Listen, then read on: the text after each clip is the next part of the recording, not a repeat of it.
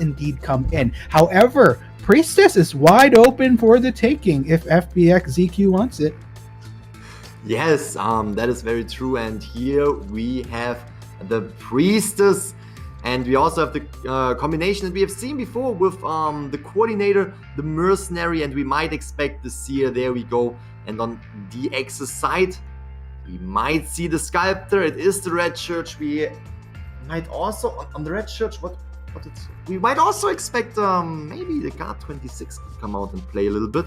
So one of these two hunters, I mentioned it before, they are a little bit similar. They are also very different from each other. So yeah. Yes. Okay. It's all good. It's all good. I just want to give a little bit of insight to the viewers right now.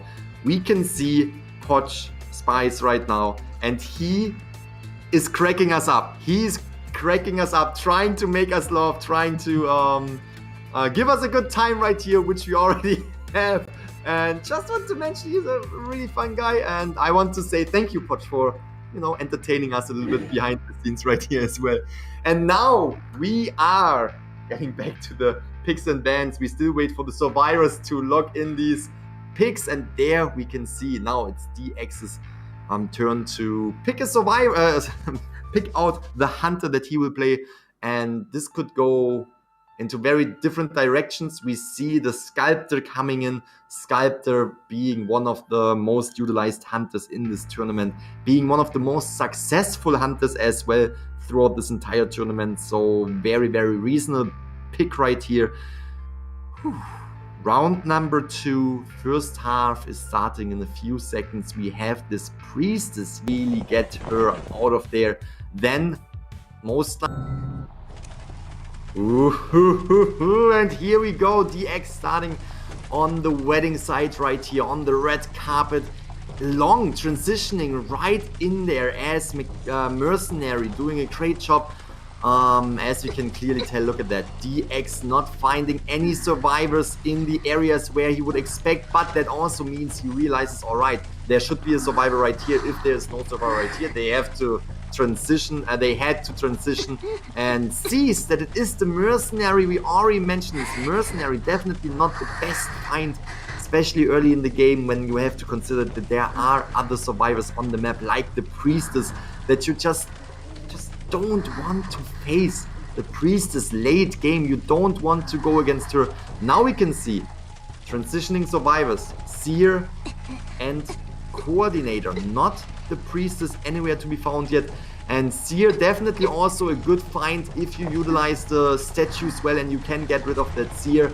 It's definitely shortening that chase, but there we can see Priestess is coming in with the portals, giving a huge advantage to the Seer, a huge distance to the Seer, and DX really having a little bit of problems getting behind the Seer, but now just following along that Priestess on her journey across the entire map. And this is actually a decision that I agree with, that I was kind of expecting. Oh, pushing away the Priestess from the building, avoiding the portal to come through. The Owl comes through with the hit. Fantastic timing, almost 1 millisecond. That's all we had, and they are calling out that the Priestess might go outside, but not hitting her, hitting the portal, giving her the chance to transition out yet again. Really wants to close that gap. She now has no portal ready, but might be in a few seconds. She might take that hit and now try to recover another portal to get away, to buy more time for the rest of the team. Whew. What a Priestess played so far, but it might be difficult right here to get that distance. It kind of is, you're in such a close quarters, and it just makes it much more easier for DX to align all those sculptors that will be coming at you. So, but yeah, nonetheless, just as I was about to say, maybe would be able to make a transition after getting out of that tight space, but unfortunately, it won't be the case. And fortunate enough for DX here, doesn't have to travel too far, as there was already a rocket chair ready to his disposal. But just look at these Cypher machines. Mercenary almost halfway done. We saw on the bottom left Coordinator making her way to the rescue. Still has the flare gun, is not utilizing, baiting that hit right here, and oh, fantastic job with the statue, got pushed away, was able to avoid the hit, is now utilizing that flare gun to went into the statue right here, which makes her the next pick and the next survivor on the chair.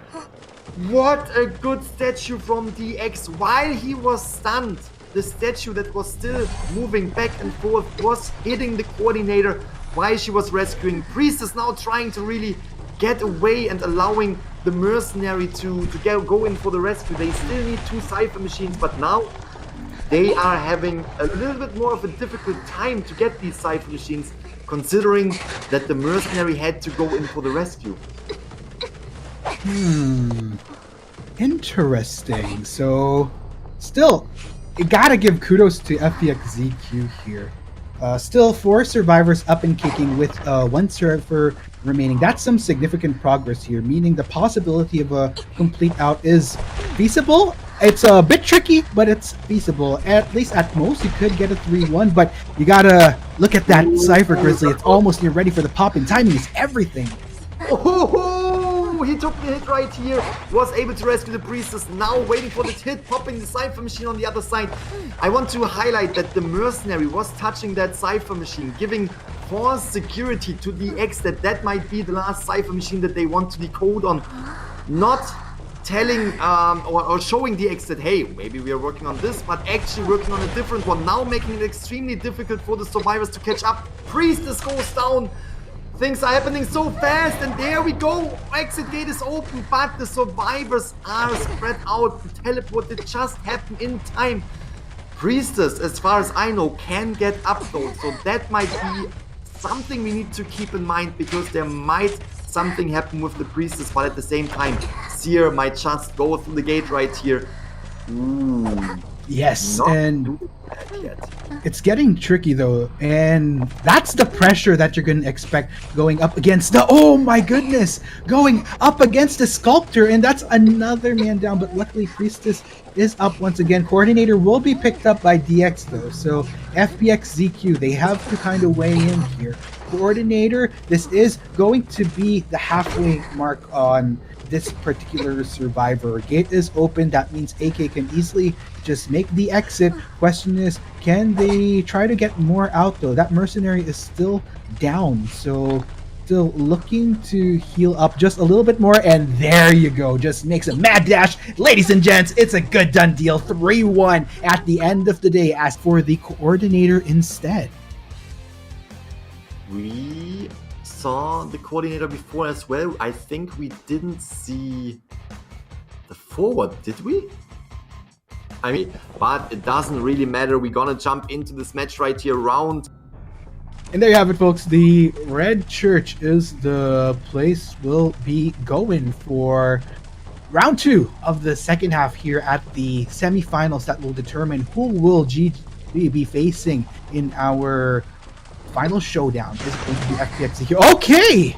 Interesting flare gun early on, not wanting to allow Ken the opportunity to gain some distance just so that the coordinator can distance herself from the Sculptor, and that's quite the distance. At least allows this coordinator to transition to a better area, hopefully, but these Sculptures are just coming in left and right. Portal comes in, so that is working out nice so far for Survivor.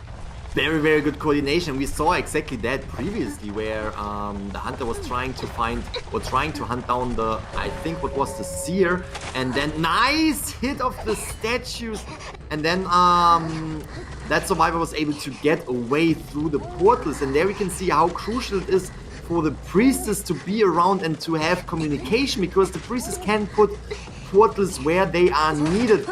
Lucky for Ken, or in favor of Ken, we can see that the basement is right here.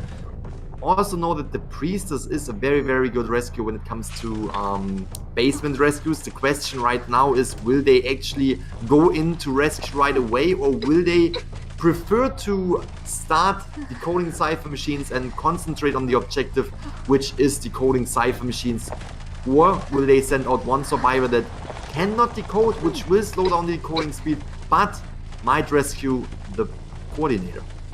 Yes, indeed. And, okay. There you go. A little bit of an overview. Not really scouting anybody out, unfortunately, and just, making sure to keep the precautions going on to not allow DOU5 any opportunity to get the rescue on this coordinator in the basement. So I think at this point in time, it would be safer to say that this coordinator is going to be hasta la vista, baby.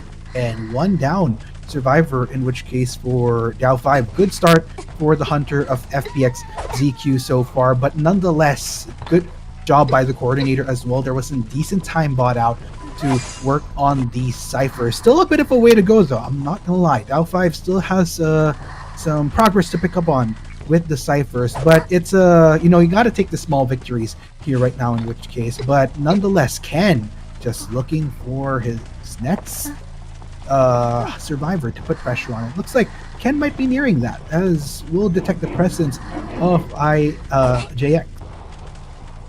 DOU5 definitely put on the spot right here. Full cipher machine still remaining. First survivor out of the game. We already saw the match before where FPX.ZQ had 3 survivors escaping. That means DOU5 knows they want to get 3 survivors out as well if they want to tie that round. Now going for the Seer, which is a really good find, because with the statues, we have seen it over and over again. You can cancel that owl and you can get the normal hit on the Seer right here. So now, what I just mentioned is that they need 3 survivors out of the game to tie this match. But this just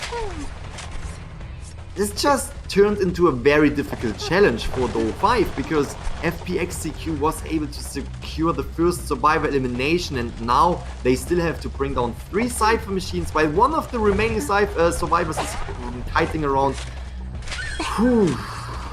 Especially late game, even if they are able to now pop 3 cipher machines, especially late game, it might be an extremely difficult task to get all survivors out of the game. We have the Seer down. We can see Mercenary decoding on the cipher machine that is in the middle of the map. Might have to transition in for a little bit of an escape route right here. Getting away from the statues, fantastic job. And now going slowly into the direction of the rescue with the help of the Priestess Global Portal. And oh my gosh, this is really starting to get tense here. JX already making their way to salvage ZYJ. The fact of the matter is, if they want to try to contend with win conditions, they can't allow this Seer to skyrocket, especially with 2 ciphers remaining. Luckily though, as we can see towards the lower left of your screen, Sculptor putting on some pressure towards that cipher, but I believe WWE should be able to pop it, in which case. And look at this sneaky coming in from JX. Looks like JX does finally decide to go for the move, though. We'll try to go for the rescue. Time is ticking. Still a bit of a way to go for ZYJ. So this is looking very feasible. Looking for the right time to go for the rescue. Sculptures are coming in. Takes an initial hit, and there you have it. Both are up and kicking. Question is, can distance come in? JX going for the body blocks here. Looking for the hit. Takes the initial one, and the last effort will pop up. What a patient hunter right here. First of all, hitting the Mercenary, but then trying to catch up. Again, you said it, tried to body block, but Ken really being able to avoid the body block and sniping out that Seer in the situation, which means Seer on the chair for the second time. Pat was halfway through, so therefore Seer is out of the game. This means we already have 2 survivors sent back.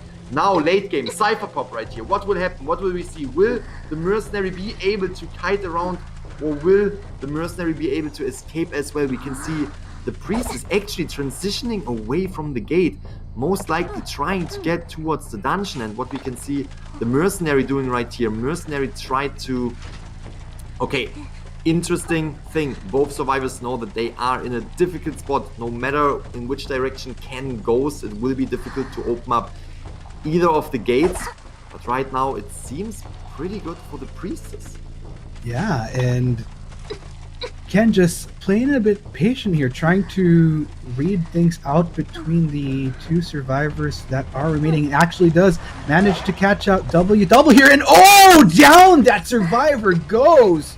Looks like Mercenary making good use, making good work of that X gate to try to get it open. But will the rescue come in though? It's going to be very, very risky, and looks like did have to just kind of back away as a result of the pressure coming in from those sculptures. Ken just trying to maximize the time and says, you know what? I'm good with this. I'll go for the pickup, bring it to the rocket chair, and that'll give me more points for my team. And I think this is where the Mercenary will just have to play it safe and allow themselves to make the exit, as at the end of it all, it will be a 1-3 in favor of FPX.ZQ. Total of 4 points adding up